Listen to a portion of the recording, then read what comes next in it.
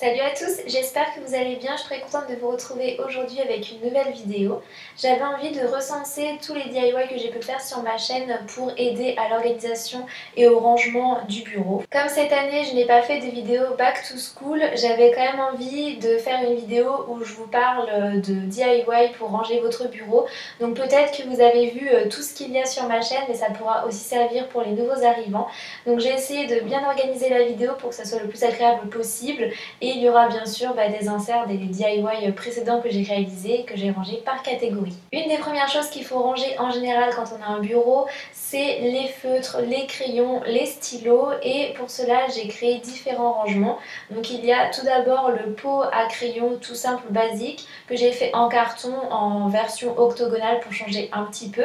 Si vous avez plein de stylos, plein de crayons et que vous voulez bien les organiser, il y a un rangement avec 6 compartiments et une petite poignée qui est super pratique à transporter. Si par exemple vous avez envie de dessiner ou de travailler ailleurs, vous avez simplement à le prendre par la poignée, vous pouvez l'emmener dans une autre pièce. J'avais également fait au tout début un petit rangement, un carré en fait en carton avec à l'intérieur un séparateur pour faire 4 catégories de stylos et son petit rangement à côté.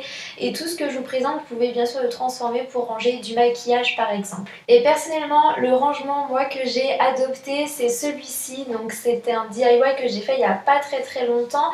Il s'agit en fait de boîtes de barres glacées, de Mars glacées ou je sais plus, de l'été dernier que j'avais recyclé pour en faire ce joli rangement à 3 tiroirs. Et c'est vraiment celui-ci que j'utilise le plus. En fait, il passe parfaitement dans mon bureau. Il y a le premier compartiment avec tous les feutres à pointe fine pour écrire dans mon bullet journal ou dans mon calendrier, dans mon agenda pardon. Et ce que j'aime en fait avec ce rangement, c'est que l'on peut enlever les tiroirs. Et là du coup on voit la marque. Je peux enlever les tiroirs, je peux le poser sur la table et ensuite dès que j'ai besoin de ranger, je le reglisse à l'intérieur. Dans celui du milieu, j'ai mis tout ce qui est surligneur. Et dans celui du dessus, c'est la même chose, d'autres surligneurs, des pastels que j'ai eu il n'y a pas longtemps.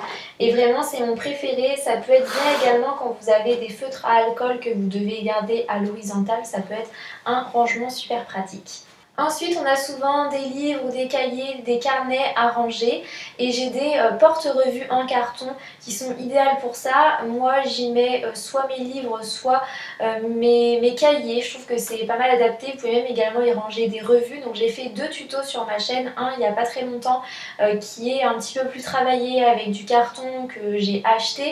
Et il y a un autre avec du carton totalement recyclé où j'ai fait 3 tailles différentes et les mesures sont en barre d'information. J'ai recouvert avec du papier cadeau à chaque fois, c'est vraiment ce que je préfère utiliser, ce qui est le plus simple pour décorer. Et j'aime beaucoup autant les 2 derniers que j'ai fait que les 3 premiers avec des tailles différentes. Je trouve ça vraiment très pratique, que ce soit à mettre sur une étagère en vue ou alors même dans un placard juste pour que ça soit bien rangé. Moi je mets notamment mes documents administratifs, le rangement est dans un placard avec une petite porte, ça se voit pas mais au moins à l'intérieur c'est vraiment bien rangé. Il y a également un rangement qui est super facile à faire avec une boîte à chaussures que l'on va plier en deux et c'est un rangement que j'ai recouvert de tissu. C'est un rangement que j'ai encore avec moi, là ça va faire mon 2e déménagement bientôt et je l'emmène également parce que je range mes livres à l'intérieur, il est super pratique. Moi je le pose sur mon bureau parce que mon bureau a une étagère intégrée et je pose ce petit rangement dessus et à l'intérieur j'ai mis mes livres, quelques livres et ça se tient très bien. Et pour mettre des cahiers ou d'autres choses, des agendas, des carnets, c'est super. Par contre, ça ne va pas s'adapter à vos besoins, ça va vraiment dépendre de la boîte à chaussures que vous avez pour l'espace, donc il faut juste faire attention à ça. Alors que si vous faites votre rangement vous-même avec du carton, vous pouvez vraiment adapter les mesures en fonction de ce que vous voulez ranger à l'intérieur. Ensuite, si vous avez des feuilles simples, des feuilles doubles à ranger, j'ai créé un rangement pareil en carton qui est génial pour cela. Aujourd'hui, je ne l'ai plus parce que en fait, je suis plus en cours, donc j'ai plus toutes ces feuilles là. Mais quand j'étais au lycée, au collège, j'avais des paquets énormes de feuilles simples, de feuilles doubles, grands carreaux, petits carreaux, et on ne sait pas toujours où les ranger. C'est des rangements que l'on peut acheter en magasin, mais c'est en plastique et ça peut des fois être bien de le faire soi-même et avec du carton que l'on recycle. Dans un bureau, il y a toujours des petites fournitures qu'on ne sait pas forcément où ranger et j'ai créé un rangement avec 6 tiroirs, donc il est assez long à faire mais vraiment il est top, super pratique, pareil à poser sur une étagère à un coin de votre bureau. À l'intérieur vous pouvez mettre vraiment toutes les petites fournitures comme les cartouches d'encre, vos bâtonnets de colle ou si vous êtes un petit peu créatif, mettre vos washi tape à l'intérieur ou même mettre des crayons, enfin c'est un rangement multi-usage. J'ai également un rangement mural avec des cases que vous créez selon vos besoins. Vous pouvez faire une case pour les crayons de couleur, une case pour le petit matériel comme l'agrafeuse, la calculatrice. En fait à chaque fois l'avantage de créer ces rangements c'est que vous les adaptez vraiment à vos besoins et ce rangement mural est assez pratique à utiliser. J'avais eu des retours d'abonnés qui m'avaient envoyé leur création avec une petite photo et plusieurs l'avaient réalisé. Donc ça peut être aussi un autre moyen d'organiser votre petit matériel de bureau. Si vous avez des fiches de révision, ça peut aussi marcher pour les recettes de cuisine. J'ai une petite boîte vraiment toute simple avec du carton recouvert de papier cadeau que j'ai fait tout simplement pour ranger les fiches de révision à l'intérieur. Et j'ai également donc les fiches Bristol en fait, mais vous pouvez agrandir le format si vous avez envie. Et j'ai également créé une petite chemise en carton comme ce que l'on peut acheter en magasin, mais là j'ai fait vraiment un petit format feuille Bristol. Je trouve ça pratique à mettre dans le sac si vous voulez emmener vos fiches pour réviser entre les cours par exemple. Et vous pouvez aussi l'agrandir et le faire en format A4. Ça passera largement pour ranger vos feuilles par exemple dans votre sac. Tant que je parle de pochette, j'ai une pochette que j'ai créée pour ranger vos dessins. Ça peut être hyper pratique si vous en avez plein, si vous êtes en études d'art. Vous pouvez encore une fois adapter les mesures. Moi j'avais fait la pochette pour un format A4, mais si vous avez des grandes feuilles, vous prenez juste un plus grand carton. Le carton ça se trouve vraiment partout. Je sais que certaines personnes ont du mal à en trouver. Moi à chaque fois que je commande quelque chose et qu'il y a un colis, je garde le carton. Si vous êtes en immeuble dans le local poubelle, vous pouvez aussi récupérer les cartons que laissent les autres habitants. Vous pouvez aussi demander les cartons dans les magasins. Enfin moi je trouve qu'on peut vraiment en trouver partout et en tout cas à chaque fois que je reçois des cartons chez moi je trouve toujours un moyen de les recycler et comme ça j'ai pas à les jeter. Et j'ai aussi une autre pochette en carton qui permet de laisser plus de papier à l'intérieur, donc elle est comme ceci. Vous mettez vos feuilles à l'horizontale et vous pouvez vraiment mettre un paquet de feuilles. Ça peut être bien par exemple pour ranger, je sais pas, tous les cours que vous voulez garder d'une année scolaire, par exemple de votre première ou de votre terminale, j'en sais rien, si vous voulez garder certains cours pour les classer ou pour l'administratif, pour ranger tous les documents qui concernent la banque ou j'en sais rien, mais en tout cas j'ai beaucoup aimé faire cette pochette là et je la trouve plutôt pratique pour ranger pas mal de documents à l'intérieur. Ensuite, il y a aussi les rangements tout en un, des gros blocs où vous pouvez à la fois mettre des feuilles, des carnets et une partie pour mettre les stylos. C'est des rangements que vous aimez beaucoup et que vous avez beaucoup reproduits, donc j'en ai deux à vous présenter. Un qui est assez grand où avec les mesures que je vous ai données, vous pouvez ranger des classeurs, donc ça c'est top. Et sur le dessus, il y a le rangement 4 compartiments je crois pour ranger les crayons et vous avez deux petits rangements, trois petits rangements, je regarde si j'ai la photo là, pour ranger des carnets ou des cahiers. Donc je trouve ça vraiment pas mal ce genre de gros blocs où vous pouvez tout ranger à l'intérieur. Et j'en ai fait un autre qui est un petit peu plus petit avec des compartiments différents pour ranger par exemple du washi tape ou des petites fournitures de bureau. Si vous avez besoin d'afficher votre emploi du temps, vous avez besoin d'avoir des feuilles à portée de main et que vous ne pouvez pas forcément les accrocher au mur, j'avais fait un petit rangement, un petit calendrier. Donc c'est du carton, il y a un clip de classeur, comment on appelle ça ? Un mécanisme de classeur sur le dessus, vous l'ouvrez, vous mettez vos pochettes avec vos feuilles et vous pouvez les enlever et vous pouvez tourner les feuilles, donc c'est hyper pratique. Et à l'intérieur j'ai fait un petit rangement pour mettre à l'intérieur vos stylos, vos ciseaux, etc.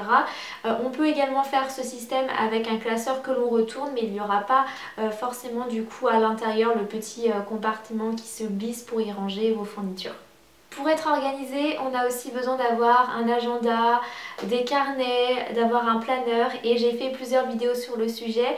Je vous ai notamment fait ma première vidéo planeur, c'était avec un cahier à spirale parce que je trouvais que les planeurs étaient quand même assez chers et je voulais montrer qu'on pouvait tout à fait faire le sien. Donc c'est un petit peu un mix entre un planeur et un bullet journal puisqu'à l'intérieur c'est vous qui allez écrire manuellement. Après vous pouvez aussi le faire sur l'ordinateur et l'imprimer. Le premier que je vous présente, il est tout simple, c'est avec un un cahier à spirale. Ensuite, je me suis dit si on n'a pas de cahier à spirale, comment est-ce qu'on peut faire un planeur? Tout simplement avec un classeur. Donc j'avais récupéré un vieux classeur que j'ai redécoupé et j'ai fait des intercalaires, des petites pochettes. Et ensuite, je me suis dit tiens, mais si on n'a pas de cahier à spirale et si on n'a pas de classeur, comment est-ce qu'on peut réussir quand même à faire un planeur? Et donc je l'ai fait avec simplement du carton et des petits anneaux articulés qui coûtent vraiment pas cher. Et du coup là on fait vraiment son planeur de A à Z. Je vous mettrai de toute façon toutes les vidéos en barre d'informations. J'ai également un DIY pour faire des carnets, donc un carnet avec une aiguille et du fil, un carnet avec des attaches parisiennes et un carnet avec des petits anneaux. Donc j'ai vraiment décliné 3 façons faciles de faire des carnets et avec peu de matériel.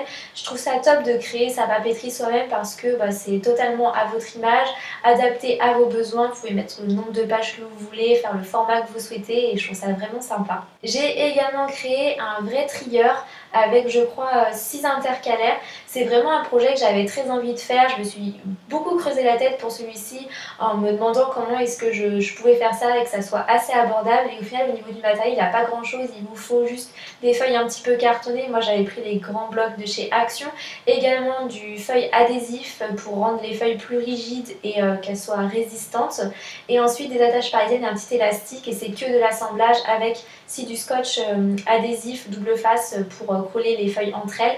J'ai vraiment adoré tourner ce projet là, j'étais super contente de voir qu'il fonctionnait, et vous pouvez l'adapter encore une fois si vous voulez un trieur avec 4 intercalaires ou 8 intercalaires, vous faites vraiment comme vous avez envie et j'aime beaucoup celui-ci. J'ai également fait un petit trieur avec cette fois-ci du carton et des enveloppes pour faire les compartiments, et il est idéal celui-ci pour ranger par exemple soit des recettes de cuisine, vos feuilles de révision ou les cartes postales. Je trouve que le format est idéal pour ça. Et le dernier sur le thème de la papeterie, c'est un desk planner, un semainier avec un classeur, donc il est réutilisable celui-ci. En fait j'avais un classeur format A4 que j'ai découpé pour faire un petit format classeur comme ça.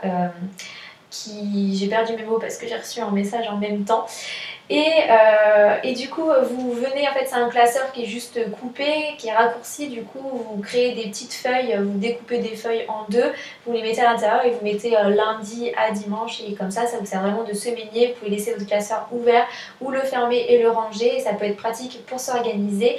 Il sera également en barre d'informations. Concernant les petites boîtes pour ranger les petites fournitures, les trombones, les punaises, les attaches parisiennes, vous pouvez vraiment utiliser des emballages alimentaires. Moi j'en avais fait une petite boîte toute mignonne avec un fromage en fait qui était emballé dans du carton, et je l'ai peint, j'ai mis à l'intérieur une petite feuille imprimée avec des feuilles il me semble, un motif feuille, et à l'intérieur je rangeais les trombones, donc super pratique à poser sur le bureau. J'ai également fait une boîte avec encore une fois une barre de Mars glacée, une petite boîte avec un couvercle qui s'ouvre et qui se referme. À l'intérieur j'y range mes petites bobines de film, vous pouvez mettre des crayons ou toute autre chose.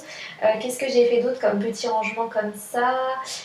Transformer une petite boîte de Pringles, garder le couvercle, et à l'intérieur je mettais mes cartouches d'encre, super pratique. En plus c'est facile à découper et à décorer. Ou ça peut être également prendre la boîte de conserve, de la recouvrir de cordes à l'extérieur, et à l'intérieur vous faites un pot à crayon ou à fourniture.